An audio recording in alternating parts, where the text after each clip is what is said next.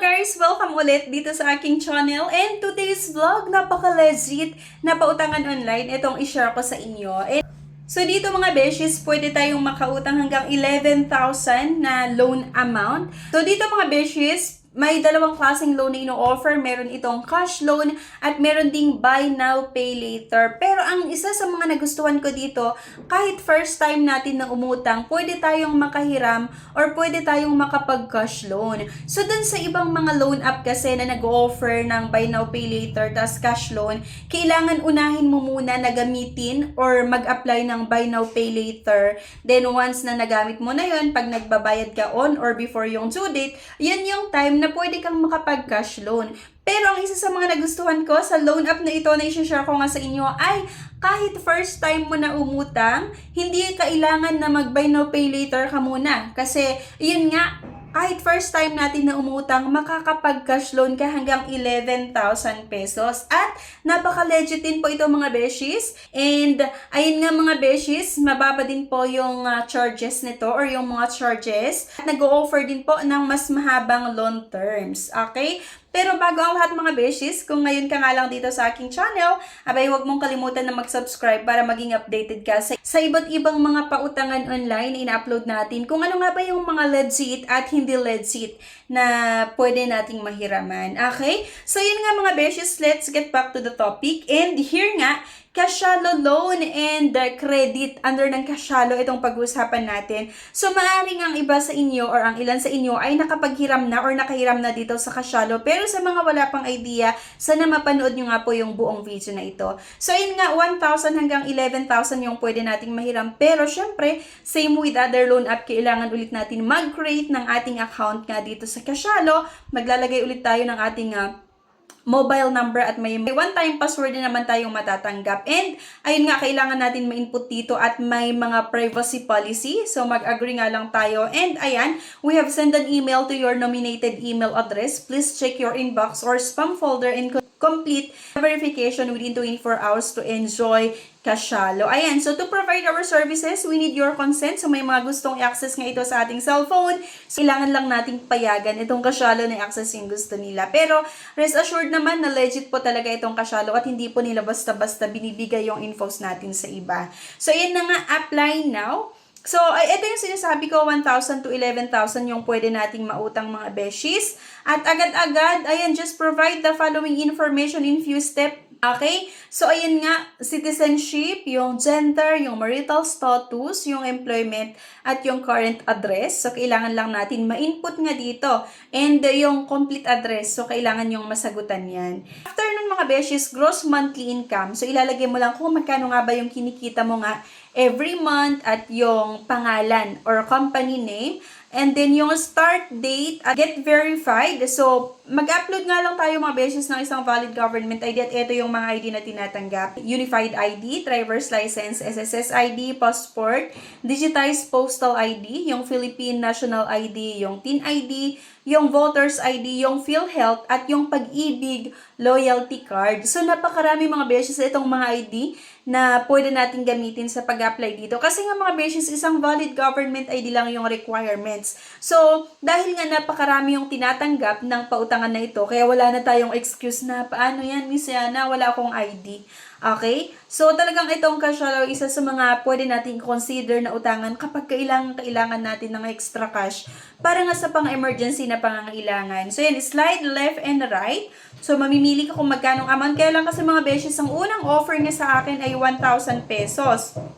At ayan, kailangan nating maglagay ng ating GCash number. So, ang isa pa na maganda dito sa Cashalo mga beshies, pwede nating matanggap yung loan proceeds sa ating GCash account. At kung mapapansin nyo dito mga beshies, first time ko na umutang dito or manghiram pero nag-offer agad sa akin ng 31 days na loan term. So, kalain mo, 1,000 yung utangin ko, tapos babayaran ko siya within 31 days. At kung mapapansin nyo dito, yung total amount due na babayaran ko nga sa November 7, ay napakababa lang din, or 1,194. So, akalain mo, 194 lang yung patong or yung naidagdag dito. Diba? So, may loan agreement na kailangan nyo lang din basahin talaga ito mga beshies, itong loan agreement. para 'di ba hindi may idea kayo. So ayan, principal so 1,034, processing fee 0. So akalain mo processing fee ay 0 dito sa Casialo sa ating first loan. So your application has been processed. So mag-aantay nga lang tayo ng pag-process nga nito ng ating loan application. So kung mapapansin niyo, October 8 ako nag-try na umutang dito at 1,000 pesos nga yung hihiramin natin and you will receive your loan within 24 hours. Isa itong Casialo talaga sa mga gusto ko na loan app din dahil kahit first time nga natin na umutang ay pwede tayong makahiram. At ito nga yung sinasabi ko kanina, 1,000 pesos yung first na inoffer sa akin na loan amount. At yung terms agad-agad, kahit first time ko nga namang hiram, nag-offer ng 31 days, diba? And yun nga, loan purpose shopping, yung nilagay ko dito. At kung mapapansin nyo nga, yung total amount due na babayaran ko sa November 7 ay 1,194.73.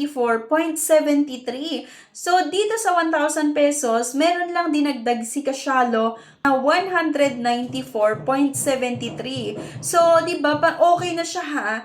And talagang maganda rin ito kasi hindi ganun kataas yung interest, yung processing fee. Kasi kung sa ibang mga loan app ito mga beshies, yung 1,000 pesos, hindi mo pa matatanggap ng buo. Doon sa 1,000 pesos, ang matatanggap mo lang ay halos nasa 580 or 600, ganyan. Tapos magbabayad ka ng 1,000 within 7 days. Pero dito sa Casialo mga beshies, 31 days. Ito din pala mga beshies yung gusto ko nga sa Casialo. Matatanggap mo ng buo yung 1,000 pesos ha. Kung meron man kaltas ito ay para lang doon sa fee. Kung sa GCash matatanggap yung loan proceeds, meron din kasing fee yon. So, doon ka magbabayad mismo sa GCash ng 10 pesos, ganyan, or 20 pesos. Pero hindi po kay Casialo mapupunta yon. So, bali matatanggap natin ng buo kung magkano yung naaprubahan nga na ating loan. Lang sa ating due date, tsaka sila magdadagdag ng interest kung ano man ang charge na meron sila. So, ayun nga, 1,000 pesos. First time ko namang hiram, 31 days yung first na in-offer na payment terms. Ang interest and processing fees lang na dinagdag dito ay 194. Kaya naman, ang babayaran ko within 31 days ay 1,194. Pwede kayong mag-advance payment dito sa Casialo or kung hindi naman, doon sa due date mismo, pwede nyong bayaran yung utang nyo.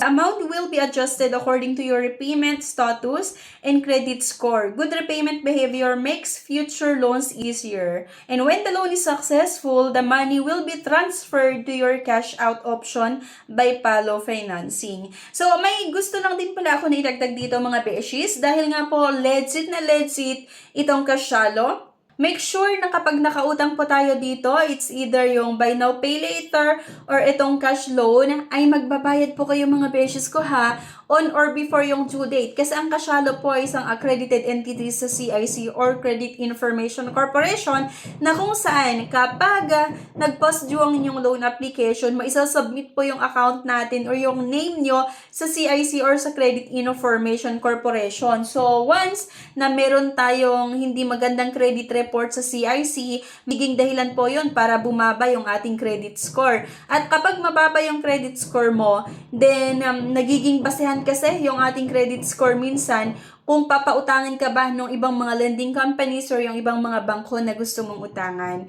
Kapag umuutang kasi tayo sa mga legit na lending companies or yung mga bangko, isa sa mga ginagawa po nila ay chinecheck yung pangalan natin sa Credit Information Corporation kung meron ba tayong records na good credit standing ba or negative credit history. So, kapag meron tayong mababa na credit score, possible po na hindi nila i-approve or magiging reason yon para i-decline nila ang ating loan application. Okay, yan lang. Sana may natutunan na naman po kayo sa video natin na ito. Please don't forget to click the subscribe button. Sana i-like nyo din po yung video at huwag nyo kalimutan na i-share. Thank you guys at see you on my next vlog. Bye-bye!